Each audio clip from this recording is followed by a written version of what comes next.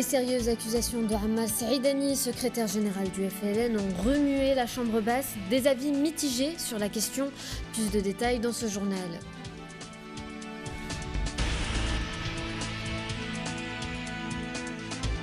Économie, en ces temps de crise, les produits surgelés sont de plus en plus coutumes chez les Algériens. Nous irons à la rencontre des acheteurs pour tenter de mieux comprendre cette tendance. Reportage de la rédaction.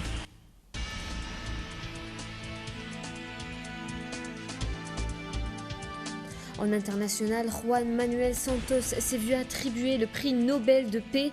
Le président colombien a été récompensé pour ses efforts de mettre fin à la guerre civile dans son pays.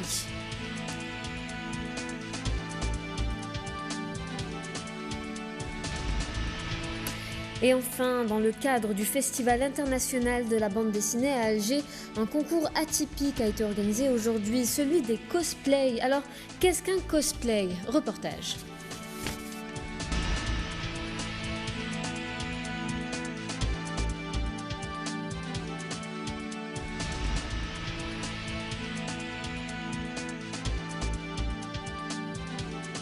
Mesdames, Messieurs, bonsoir. Nous sommes le vendredi 7 octobre. Nous le disions en titre. Mercredi, le secrétaire général du FLN, Ammar Saïdani, avait porté des accusations à l'encontre de Abdelaziz Belkhadem, ex-secrétaire général du parti FLN. Lors de son intervention, Saïdani a accusé son prédécesseur d'être un militant de la France. Un sujet au cœur des discussions à l'Assemblée populaire nationale. Les députés nous donnent leurs avis. Sohila Kilal. La dernière sortie médiatique et les graves accusations du secrétaire général du FLN, Ammar Saïdani, sont sur toutes les langues des députés de l'APN. Les uns pensent que ces déclarations sont très graves et qu'elles vont très loin, s'éloignant ainsi du discours politique.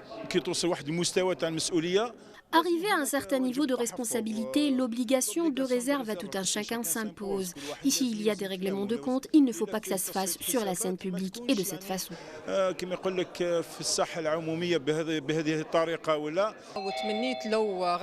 J'aurais aimé que le secrétaire général du FLN change son discours politique et qu'il parle plus de la crise économique et des défis qui nous attendent.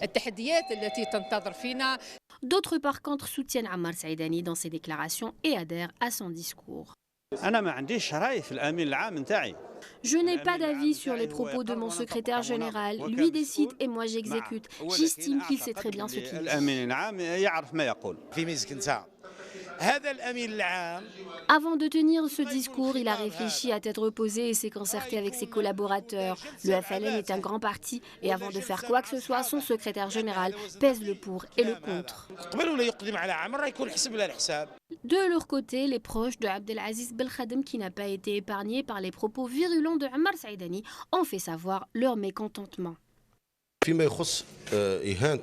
Normalement, nous n'avons pas à nous immiscer dans les conflits entre l'ancien et l'actuel secrétaire général du FLN, mais de là à humilier toute une famille en l'accusant de traîtrise et de collaborer avec la France, alors que le frère aîné de Belkhadem était un moudjahid qui a pris les armes contre la France. Il est d'ailleurs toujours en vie et Saïdani n'a qu'à venir vérifier de lui-même. La mère de Abdelaziz Belkhadem était une moudjahida également.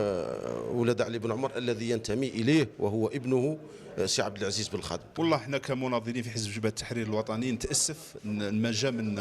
Autant que militants du FLN, nous sommes indignés par les propos tenus par Saïdani à l'encontre de Abdelaziz Belkhadem et de la région. Nous nous attendions à un discours politique, mais il s'est ouvertement attaqué à Belkhadem, qui est un cadre étatique. Il a travaillé avec les plus grands et occupé des hauts postes. Il dit « Allez vérifier dans son village. Moi, je suis du village et je peux vous dire que c'est une famille de moudjahidines. Les gens refusent ces accusations. » Les déclarations de Saïdani ont jeté un pavé dans la mare et les spéculations sur le but de ces accusations vont bon train. Dans la sphère politique toujours, le parti RCD participera aux élections législatives 2017. Dans la matinée, le président du parti, Mohsin Belabès, prône la liberté d'expression quant à ces législatives. D'après lui, l'urgence est d'organiser le débat en fonction des conjonctures politiques, économiques et même géopolitiques pour éviter la tentation facile des déclarations théoriques sans prise avec le réel. Je vous propose de l'écouter. Il était au micro de Miloud Saouli. Il se trouve que nous sommes dans une conjoncture certes difficile, mais je ne pense pas qu'il soit autant difficile qu'il l'a été il y a quelques années. pas du côté du pouvoir, mais du côté de l'opposition. Il y a quelques années, les partis politiques de l'opposition ne discutaient pas entre eux. Les partis politiques de l'opposition ne faisaient pas une analyse de la situation de façon commune. Ils n'arrivaient pas à construire des consensus entre eux. Maintenant, c'est une réalité. Il y a une instance de concertation et de suivi dans laquelle siègent des partis d'opposition qui discutent régulièrement, qui réfléchissent sur les actions à mener à l'avenir. Et ça nous pousse à croire que ça va être plus facile pour nous d'agir. Mais dans tous les cas, pour agir du mieux qu'on le peut, nous avons besoin d'une visibilité. Et tous les partis politiques sont convaincus que dans le cas d'un boycott, il faut dire adieu à cette visibilité parce que c'est connu en Algérie, quand vous êtes dans une situation de boycott, vous n'avez pas le droit d'accéder aux médias publics. Vous n'avez pas le droit d'avoir des autorisations pour organiser vos meetings, vous n'avez pas le droit d'organiser votre conférence. Donc en réalité, le boycott, c'est une position de non-participation et pas une position de boycott. On peut appeler boycott quand il y a possibilité d'influer sur la décision du citoyen. Et pour influer sur la décision du citoyen, il faudra disposer de salles, il faudra disposer d'autorisations, ce qu'on ne peut pas avoir. Dans un tout autre thème, après les habitants du quartier El Houfra et à El Harrach, c'est au tour des résidents du quartier Val d'Hidra à Alger de manifester leur colère contre un ordre de démolition de leur maison ce vendredi. Une démolition que refuse catégoriquement cette trentaine de familles en possession d'actes de propriété. Les services de la wilaya ont averti ces habitants d'évacuer ces constructions avant dimanche prochain. Écoutons les manifestants. Nous habitons ici à Albière, au chemin Maclé, depuis 1933. Il y a 51 familles qui vivent ici. Voici mon acte de propriété. Le maire ne nous a pas expliqué la situation. Personne ne nous explique ce qui se passe. Ils nous ont demandé de nous préparer et de quitter nos habitations, mais nous ne savons pas encore où aller. Nous n'acceptons pas cela. Nous réclamons l'intervention du wali. C'est à lui de nous expliquer ce qui se passe. Nous n'avons pas été prévenus. Ils nous ont donné un délai de 3 jours pour déménager. Nous réclamons un logement et un dédommagement. C'est notre bien. En 1933, nous avons acquis ce lot de terrain. Affaire à suivre dans nos prochaines éditions.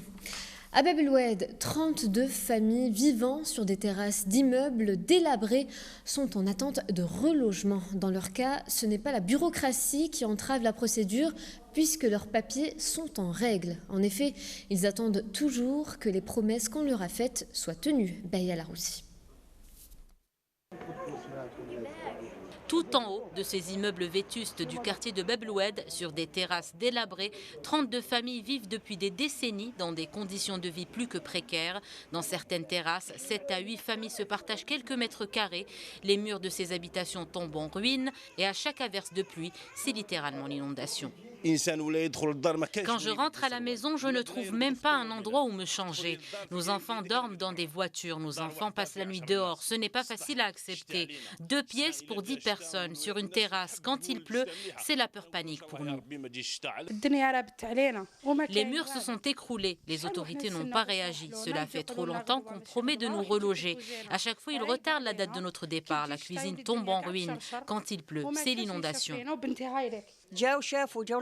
La police et la protection civile sont venus faire un constat, mais rien n'a changé. On a promis de nous reloger tellement de fois. L'habitat précaire en Algérie ne se résume pas aux bidonvilles. Les habitants des terrasses et des caves des immeubles sont aussi concernés par les programmes de relogement initiés par le gouvernement. Seulement voilà, le dossier est épineux. Des documents administratifs sont exigés par la Daïra. Visiblement, la procédure tarde à aboutir. On a accompli toutes les démarches qu'ils ont réclamées. Nous avons fait ce qu'ils ont demandé. Quel est le problème? Ils nous ont dit que l'immeuble était privé. Ils ont réclamé un document signé de la main du propriétaire. Ils voulaient s'assurer qu'après la démolition de nos maisons, plus personne ne viendrait squatter la terrasse. Les hommes de la famille ont cherché le propriétaire. Ils ont fini par le retrouver. Il a signé tous les documents qu'il fallait. Tout était en règle. On a déposé le dossier à la Daïra et depuis, aucune nouvelle. En attendant de voir les promesses des autorités locales se concrétiser, certaines de ces familles risquent leur vie dans des logements qui menacent de s'effondrer à tout moment.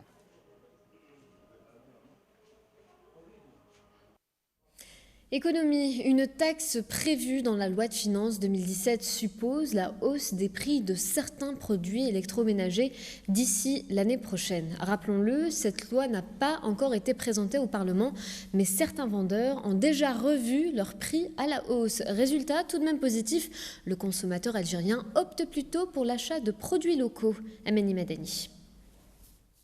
Réfrigérateurs, climatiseurs, machines à laver ou téléviseurs, les prix des appareils électroménagers ont connu une hausse inexpliquée. Ici, à Al-Hamiz, un des plus grands marchés de la capitale, les commerçants ont revu leurs prix à la hausse avant même l'entrée en vigueur de la loi des finances 2017. Pour rappel, cette loi prévoit une taxe de 20% sur les appareils importés ou fabriqués localement. Depuis 2014, les prix des produits électroménagers ne cessent de flamber. Ces augmentations varient entre 10 000 dinars et 20 000 dinars. Tous les produits sont chers. Une machine à laver, par exemple, coûte au minimum 5 millions de centimes. Si son prix augmente encore, ce sera très dur pour nous. Surtout en cette période, les consommateurs boudent ces produits. Le projet de loi de finances 2017 n'a pas encore été présenté au Parlement que certains vendeurs ont déjà augmenté les prix des appareils électroménagers. Face à cette situation, beaucoup de consommateurs ont dû se rabattre sur les produits fabriqués localement, dont les prix restent abordables. Au lieu de vendre des produits importés, nous préférons vendre les produits locaux car les produits importés sont hors de portée. Leur prix augmente sans cesse et cela n'attire pas les consommateurs.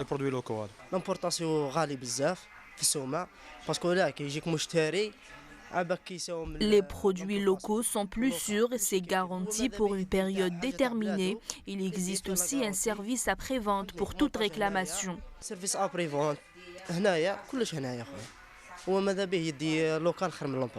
Devant cette flambée vertigineuse des prix, le produit local reste la seule alternative, ce qui est bénéfique à l'économie. Ceci contribuera à encourager la production locale et à créer des postes d'emploi. Et puis cette nouvelle tendance chez les Algériens, la consommation de plats surgelés avec des petites bourses ou encore par manque de temps pour se consacrer à la cuisine. De plus en plus de personnes se retrouvent dans ce nouveau mode de consommation, une manière de faciliter le quotidien. Mais économiquement parlant, est-ce vraiment un soulagement pour le porte-monnaie des consommateurs? C'est un reportage signé Manal Chefai. Moins cher, plus disponible, des viandes, des pizzas ou encore des légumes surgelés envahissent nos cuisines et nos caddies. Aujourd'hui, la moitié des Algériens y succombent. Certains plats, certains produits congelés, poissons, viande, légumes, certains légumes aussi, donc qui est hors de saison, que quand on ne trouve pas dans la saison, mais tout dépend du produit. Par rapport au prix aussi, voilà, il y a le prix et la qualité aussi. C'est très, très, très bon parce que c'est des produits qui sont frais, qui sont en général recongelés. Je consomme surtout les poissons et la paella surgelée. Ils sont moins chers que les frais et aussi disponibles. Le goût du surgelé diffère de celui du frais, mais c'est aussi bon. Je consomme tout ce qui est surgelé, mais dans certains cas seulement. Quand j'ai une envie pressante de manger par exemple un poisson précis et que je ne peux pas me déplacer jusqu'au port pour en acheter, eh bien je le prends congelé. Si certains consommateurs raffolent de ces produits industriels, d'autres ont encore des réserves et préfèrent manger frais. Non, je préfère le frais. En cas où en panne, il n'y a pas, mais je préfère le frais. Je ne consomme pas du tout de produits congelés, sauf si j'y suis contraint. Je préfère acheter du frais en petite quantité.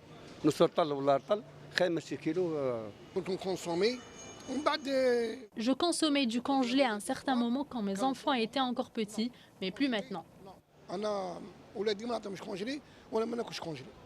Les produits surgelés sont pratiques, variés et simples à préparer, mais qu'en est-il de leur impact sur la santé du consommateur? Tous les plats surgelés ou congelés, le seul danger, c'est dans la rupture de la chaîne de froid. Quand les grandes surfaces ou les magasins sont alimentés avec ces denrées, on a peur du non-respect de la chaîne de froid. Les plats préparés sont congelés, voire surgelés, les viandes sont congelées, voire surgelées, les poissons, etc. Il n'y a pas de on met quelques additifs, mais c'est des conservateurs sans aucun danger. Séduisant sur plusieurs plans, le surgelé est sans conteste l'aliment des temps modernes.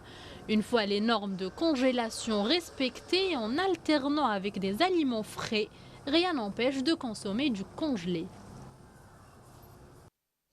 En international, le prix Nobel de la paix a été attribué au président colombien Juan Manuel Santos, récompensé pour ses efforts de mettre fin à la guerre civile en Colombie. Le comité Nobel n'a pas manqué de souligner que ce prix était également un hommage au peuple colombien et à tous les partis impliqués dans le processus de la paix. Sohila Akilal.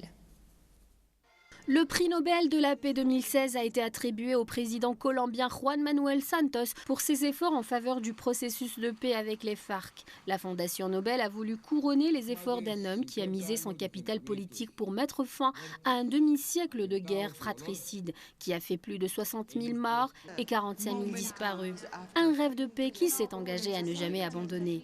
Au pouvoir depuis 2010, Juan Manuel Santos a tout misé sur la paix. L'accord historique qu'il a obtenu est le résultat de près de 4 années de pourparlers avec la plus ancienne et la plus importante des guérillas du pays. Il a été signé à La Havane le 24 août dernier, une réussite que la communauté internationale n'a pas manqué de saluer. Juan Manuel Santos, 65 ans, a débuté en politique en 1991. D'abord journaliste, il avait remporté le prix du roi d'Espagne pour ses chroniques sur la révolution sandiniste au Nicaragua. Alors qu'il était ministre de la Défense d'Alvaro Uribe, ce politique qui se définit comme d'extrême centre avait déjà poursuivi la guérilla lors d'une implacable croisade dans le but d'affaiblir les FARC et les contraindre à négocier. À l'époque, les analystes disaient de lui qu'il avait fait la guerre pour parvenir à la paix. Fervent admirateur de Winston Churchill, Franklin Roosevelt et de Nelson Mandela, Juan Manuel Santos est également un amateur de lecture et un inconditionnel cinéphile. Le reste de l'actualité internationale vous est résumé par Hidayat Bersali.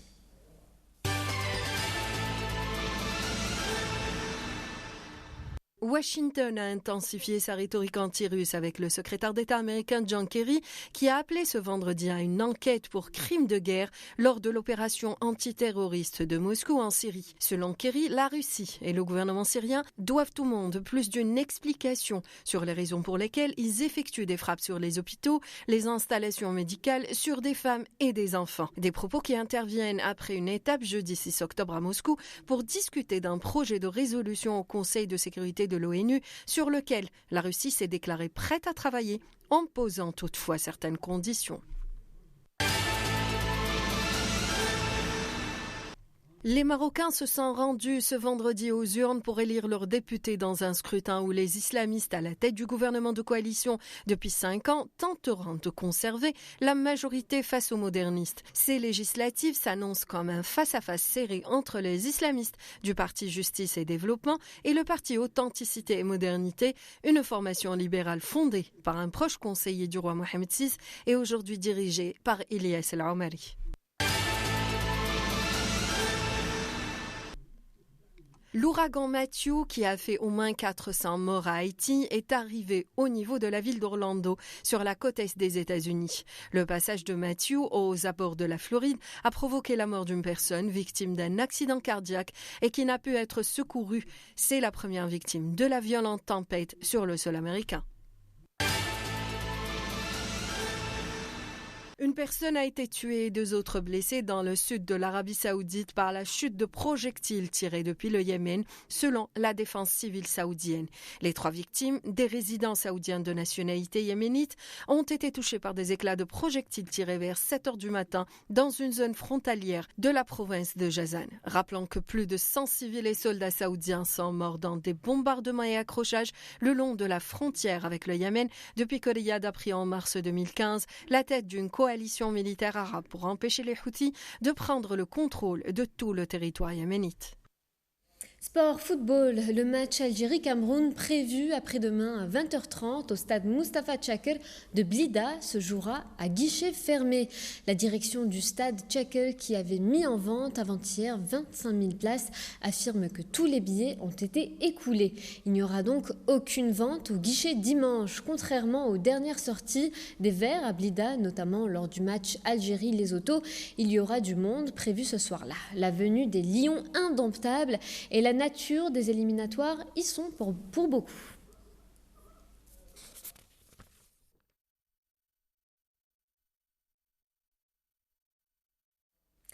Et pour terminer ce journal, 4e jour du Festival international de la bande dessinée à Alger. Aujourd'hui, les cosplays sont à l'honneur. On en croisait des dizaines sur l'esplanade de Riyad El Feth, tous présents dans le but de participer au concours de cosplay, justement cet après-midi.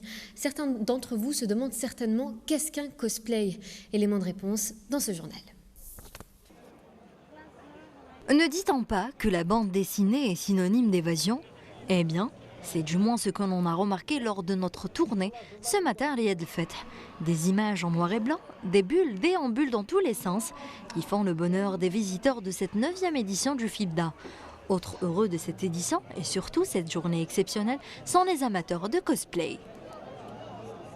D'abord, moi je suis né en début des années 80.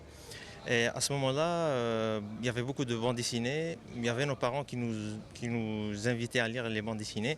Certains parents ne voulaient pas qu'on lise les bandes dessinées parce que pour eux, il faut mieux lire des livres. Mais avec ça, on a appris quand même c'est quoi une bande dessinée. Par contre, les enfants d'aujourd'hui qui sont invités à regarder la télé pendant des heures et des heures, ils n'ont pas l'habitude de lire ni la BD ni d'autres supports.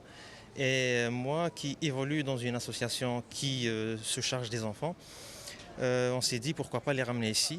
Alors la BD, comme elle est ludique, elle peut être pédagogique. Pourquoi ? Parce qu'elle peut permettre aux enfants, en tout cas pour les BD qui s'adressent aux enfants, d'apprendre à lire à travers des textes faciles et des dessins expressifs. Passionnés par le 9e art, ils sont venus de différents wilayas pour participer au concours du cosplay. Un grand nombre d'adolescents et étudiants étaient vêtus de costumes de super-héros, de Lolita japonaise et même en mode Spartacus. Déambulent dans cette espace magique. Ces cosplayers étaient considérés comme des stars et plusieurs visiteurs les accoustaient pour faire des selfies. À la première édition de FIBDA, j'étais ici, il y avait un peu de cosplayers. J'ai bien aimé le fait de faire des costumes, de réincarner des personnages d'anime ou de manga ou de comics dans le mode réel. Je trouve ça bien. Mon rêve d'être petit, c'était de rencontrer de gros personnages sortis d'anime dans le monde réel. Voilà, je fais ça surtout pour les petits enfants et j'aime bien aussi. On peut se sentir on arrive à se sentir dans la peau du personnage qu'on aime. Grâce au cosplay, on a pu exprimer notre passion et découvrir plein de choses. La personne qui m'a fait découvrir le cosplay est la personne ici présente, Karina, mon amie. C'est grâce à elle que j'ai commencé. Au début, je n'étais pas vraiment passionnée de cosplay, mais après, grâce à ses encouragements, je me suis dit que pourquoi pas, je devais bien commencer. Un jury composé de la championne du monde du cosplay, des gamers, d'artistes et de passionnés de BD départagera les candidats.